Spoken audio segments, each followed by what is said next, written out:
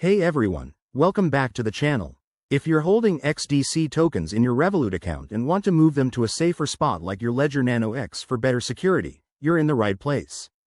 This guide is tailored for 2025, but the steps are based on current best practices, so let's dive in and make this process smooth and straightforward. First things first, make sure you have everything ready.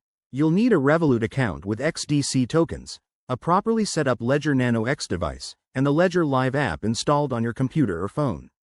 Security is key in crypto, so double check that your Ledger is updated and you've enabled the XDC app on it.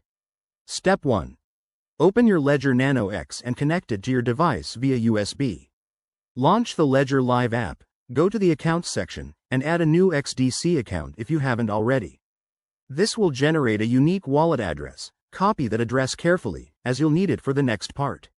Now, hop over to your Revolut app. Navigate to your crypto section, select your XDC balance, and look for the withdrawal or transfer option. Paste the wallet address from your ledger into the recipient field.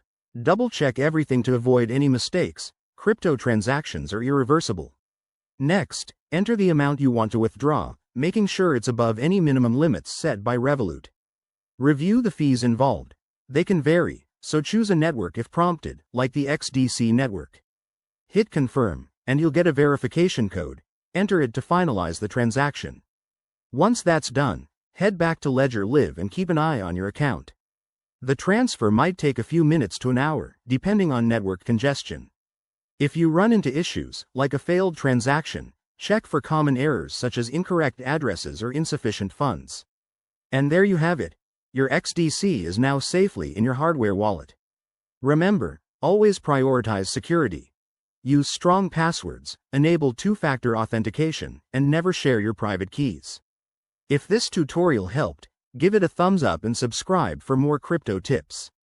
Thanks for watching, and I'll see you in the next video.